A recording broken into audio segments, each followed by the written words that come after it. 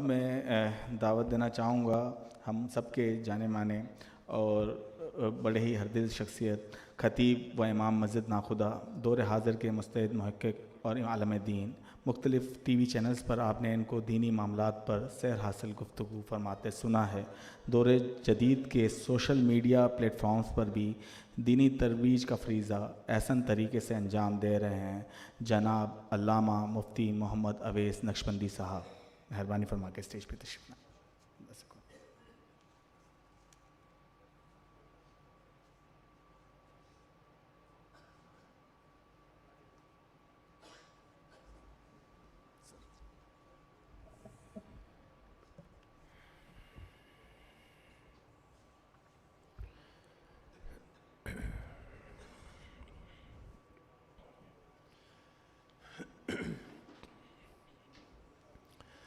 بسم اللہ الرحمن الرحیم۔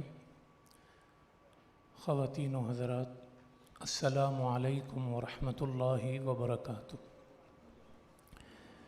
پچھلے سال بھی جب ہم اس پروگرام میں شامل ہوئے تھے تو قبلہ قاری یوسف صاحب نے سورہ بقرہ کی ایک آیت کریمہ تلاوت کی تھی، تو میرے لیے آسانی ہو گئی تھی، اس پر پھر ہم نے تھوڑی بات کر لی تھی موضوع کے حوالے سے۔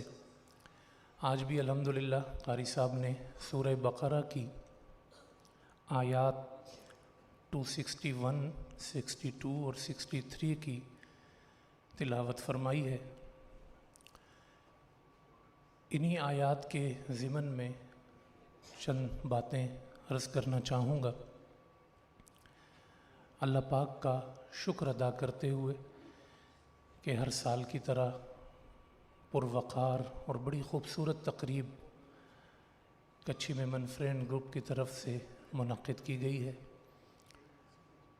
اور بہت اچھی اچھی شخصیات مہمان کے طور پر بھی موجود ہیں، اور تمام لوگ جو یہاں پہ شامل ہیں، اللہ اس نیک مقصد میں ہم سب کی حاضری کو قبول فرمائے اور اس فرینڈ گروپ کے جملہ مقاصد حسنہ میں اللہ پاک کامیابی عطا فرمائے۔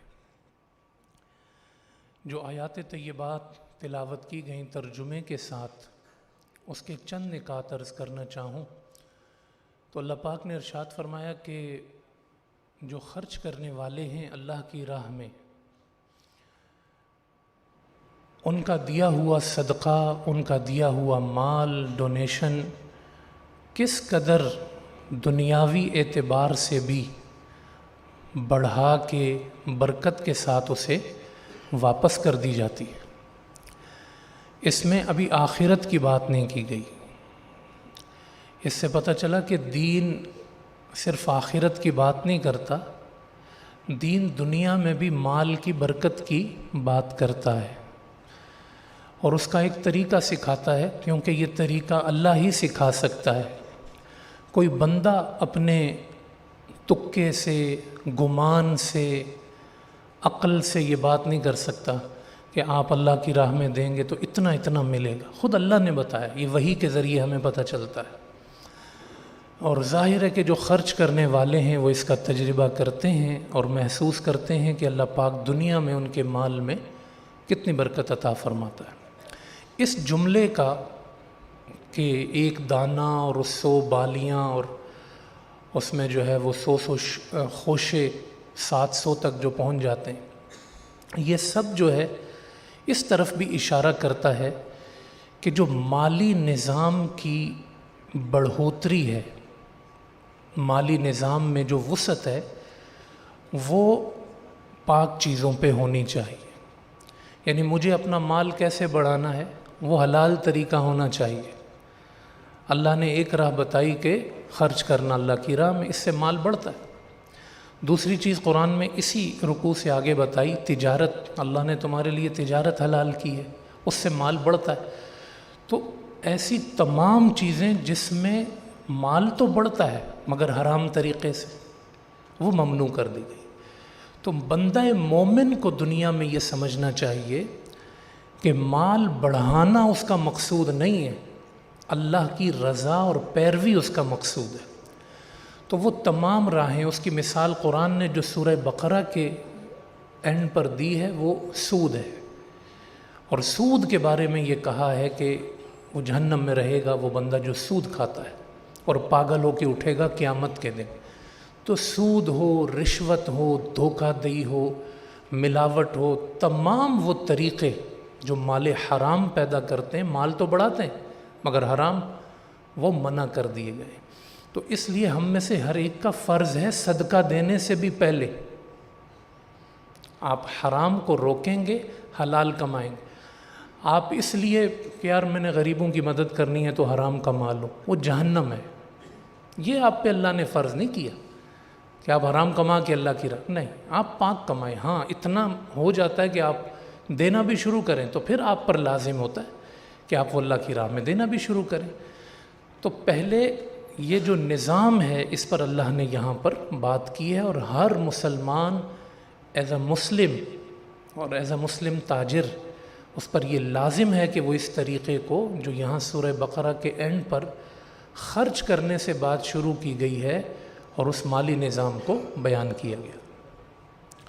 دوسری چیز جو ہمیں یہاں پہ سمجھ میں آتی ہے، آپ نے جب ترجمہ سنا ہوگا تو بہت سارے لوگوں کا ذہن وہاں تک جا پہنچا ہوگا کہ دیکھیں اللہ نے خرچ کرنے کی بات کی ہے اور ساتھ میں پھر یہ فرمایا کہ اچھی بات کرنا اور درگزر کرنا اس صدقے سے اور خیرات سے بہتر ہے کہ جس کے بعد بندہ لوگوں کو اذیت دے کہ اس کو تو میں پالتا ہوں، یہ تو میرا مقروض ہے، یہ فلاں ہے فلاں ہے، اس طرح کی کوئی بھی بات کرنا، احسان جتلانا۔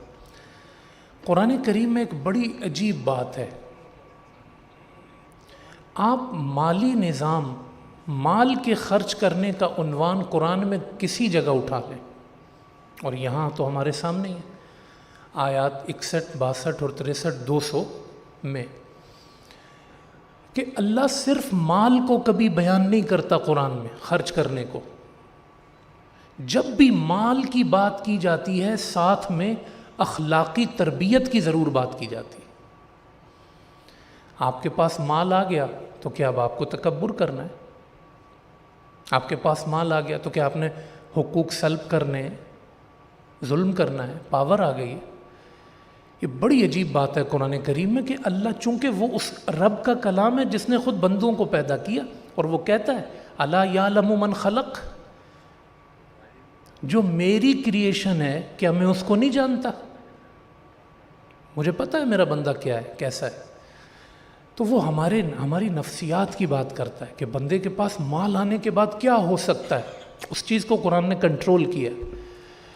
تو ہم میں سے بھی ہر شخص کے پر یہ فرض ہے کہ جب اللہ اسے مال عطا کرنا شروع کرے اور اس کے پاس مال بڑھتا چلا جائے تو اس کے اخلاق بھی بڑھتے چلے جائیں، اس کے رویوں میں بھی جو خاندانی پن ہے وہ قائم رہے، شریعت کے بتائے ہوئے اصول اس کی زندگی میں قائم رہیں۔ کہاں دیکھیں آپ خرچ کرنے کی بات، اور ساتھ یہ کہ میرے کسی بندے کو اذیت نہیں دینا خرچ کر کے، میں رائیگاں کر دوں گا۔ تو اللہ پاک ہم سب کو یہ اخلاقی تربیت بھی اپنے مال کے ساتھ نصیب فرمائے۔ تیسرا پہلو ان آیات میں ہم ولیوں کا جہاں بیان کرتے ہیں، قرآن کریم سے تو بڑی مشہور آیت پڑھی جاتی ہے، الا ان اولیاء اللہ لا خوف علیہم ولا هم یحزنون، اللہ کے ولیوں پر خوف نہیں ہے، غم نہیں ہے۔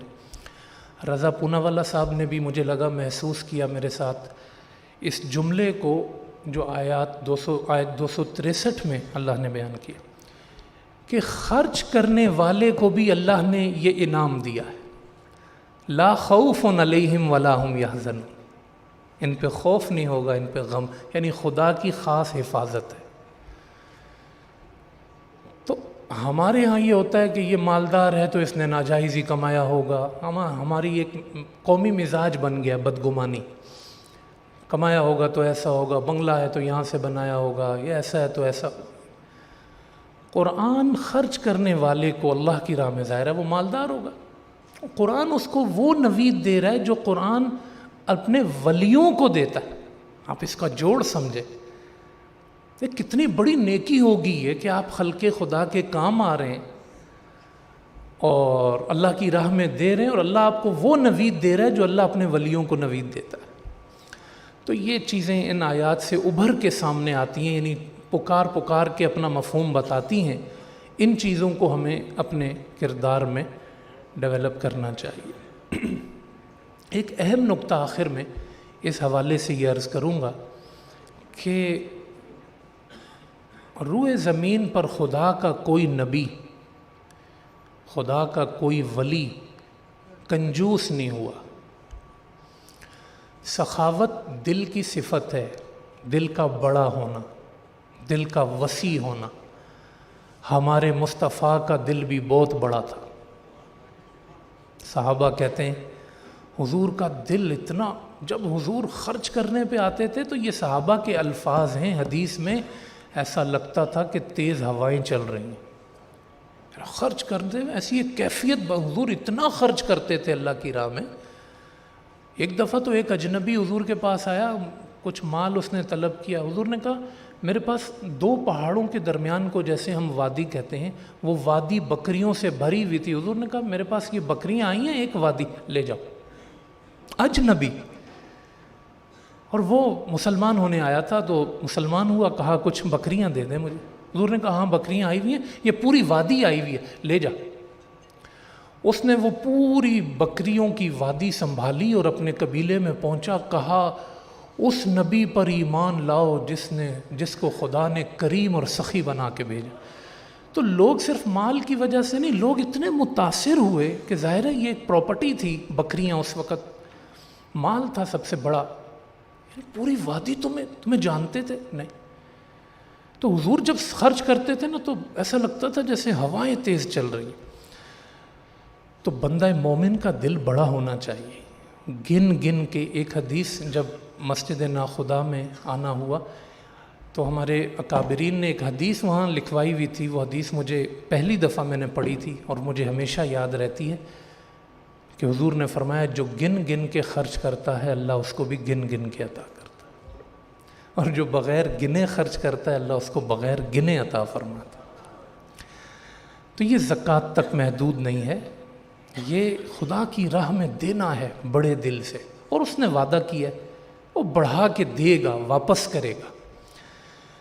زکوٰۃ کے جو مسائل ہیں وہ سیکھنے چاہیے۔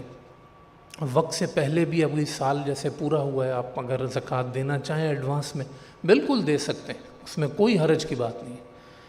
کسی سال کی کسی کی رہ گئی ہے تو وہ اس پہ فرض ہی ہے، وہ اس کو دینی ہے، تو وہ پچھلے سال کا حساب کرے کہ اس سال کتنے بنے تھے یا اس کا مالی نظام کہاں پہ تھا، وہ اس پہ قرض ہے اللہ کی طرف سے، وہ اس کو جب بھی ادا کرے، جب بھی اس کو موقع ملے۔ کئی سالوں کی غفلت ہوتی ہے کبھی، وہ ادا کرے۔ تو زکوٰۃ آپ ایڈوانس میں بھی دے سکتے ہیں۔ اسی طرح جو زیورات ہوتے ہیں بالخصوص اس پہ توجہ دینی چاہیے۔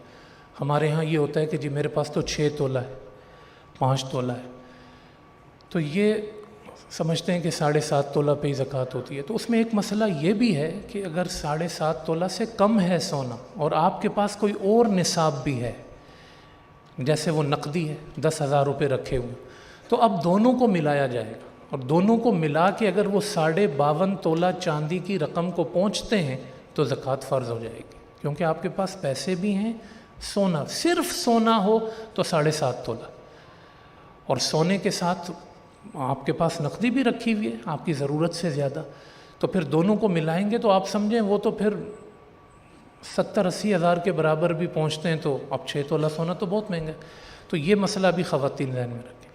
شوہر جو ہے وہ ادا کر سکتا ہے بیوی کی طرف سے، بلکہ نہیں کرے گا تو بیچارہ کہاں جائے گا، تو کرنا پڑے گا اس کو۔ لیکن یہ ہے کہ ہر شخص کی اپنی ملکیت اس کے ذمے ہے۔ اگر کسی شخص نے اپنی ملکیت سے زکوٰۃ نہیں دی تو وہ قیامت کے دن اس کا وہ خود جواب دہ ہوگا۔ لیکن کوئی کسی کی طرف سے، جیسے ہمارے ہاں جوائنٹ فیملی سسٹم میں بھی ہوتا ہے کہ سب کا صدقہ فطر دے دیتے ہیں یا زکوٰۃ دے دینا، تو اس میں کوئی حرج نہیں ہے، کوئی ایک شخص دوسرے شخص کی طرف سے بھی زکوٰۃ دے سکتا ہے۔ تو یہ چند بنیادی چیزیں تھیں جو مجھے وقت دیا گیا تھا وہ بھی پورا ہو گیا، اور الحمدللہ جو فرینڈ گروپ ہے، ہمارے سارے ہی دوست ہیں، اختر شہزاد صاحب بالخصوص ہم محسوس کرتے ہیں کہ اللہ پاک نے ان کو ایک بڑا دل عطا کیا ہے اور پازیٹیو ذہن کے ہیں بہت، اور سب سے بڑی خوبی اس گروپ کی یہ ہے کہ ہاتھوں ہاتھ خرچ کرتے ہیں، جو مجھے محسوس ہوتا ہے۔ جو آیا وہ جہاں لگتا ہے اس کو لگا دیا، اور خود کمانے والے، اپنے مال سے اس میں حصہ شامل کرنے والے سب سے پہلے، پھر اس کے بعد جو ہے وہ لوگوں کا تعاون اس میں شامل کرنے والے۔ اور خدا نے دنیا کا نظام ایسے ہی بنایا ہے، پانی مٹی مل کے ایک پودا نکالتی ہے، پھر وہ مضبوط ہوتا ہے، پھر اس پر ہوائیں چلتی ہیں، چاند اپنی چاندنی دیتا ہے، اور پھر اس پہ پھل آتا ہے۔ یہ پورا نظام دنیا کا ایسا ہی ہے، ایک دوسرے کے تعاون سے سب چل رہا ہے، تو اس میں کوئی عیب کی بات بھی نہیں ہوتی۔ آپ قرآن نے کہا ہے کہ جو کسی کے لیے بات کرے گا نا کہ یار اس کے لیے آپ یہ مدد کر دو، من یشفع شفاعۃ حسنۃ، آپ نے کسی کے لیے بات کی اور آپ کا کام کسی نے کر دیا کہ بھئی ٹھیک ہے آپ نے کہا میں اس کی مدد کرتا ہوں، تو قرآن کہتا ہے جس نے بات کی ہے اللہ اس کو بھی اتنا صدقے کا ثواب عطا فرمائے گا، یقل لہ نصیب منہا، اس کا حصہ ہے اس میں۔ تو یہ اللہ نے اس کو صفت کے طور پہ بیان کیا، عیب نہیں ہے یہ آپ کسی کے کام کے لیے کسی سے کچھ کہیں، اپنے لیے مانگنا اور جب آپ کو ضرورت نہیں ہے وہ عیب ہے، کسی کے لیے مانگنا یہ صفت ہے۔ یہ خود آپ صلی اللہ علیہ وسلم بھی کہتے تھے بھئی فلاں کا کام کر دو، فلاں کے لیے مدد کر دو، تو اللہ پاک ان کو جزائے خیر عطا فرمائے اور ان کے کاموں میں برکت دے، اور بالخصوص جو لوگ ان کے ساتھ کھڑے ہوتے ہیں، مدد کرتے ہیں اور معاونت کرتے ہیں، اللہ پاک ان سب کے تمام معاملات کو اپنی بارگاہ میں قبول و منظور فرمائے۔ وما علینا الا البلاغ۔ اور دعا کرتے ہیں ہم آخر میں، جو اس گروپ کے بعض ممبران اس دنیا سے رخصت ہو گئے، عبدالحمید کھتری صاحب، عبدالرشید ماما صاحب، تنویر سلیم واکانی صاحب، اللہ پاک ان سب کو مغفرت کاملہ نصیب فرمائے۔ جملہ حاضرین و حاضرات میں ہم سب کے جتنے مرحومین ہیں، اللہ ماہ رمضان اور ماہ شعبان جس سے ہم عنقریب ملنے والے ہیں، اللہ پاک ان سب کی برکتوں اور رحمتوں سے انہیں مغفرت نصیب فرمائے۔